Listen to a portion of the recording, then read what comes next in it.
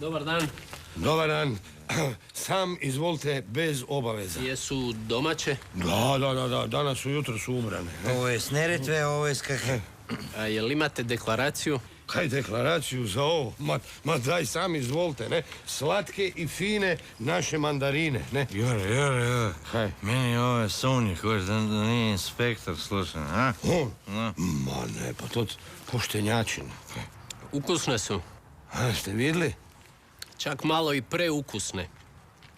Dečki, morat ću vam zatvoriti ovaj ilegalni štand. Molim? Ma ne budete vi mene prevarili. Niste vi inspektor. Nisam? Nemoj to pokazati.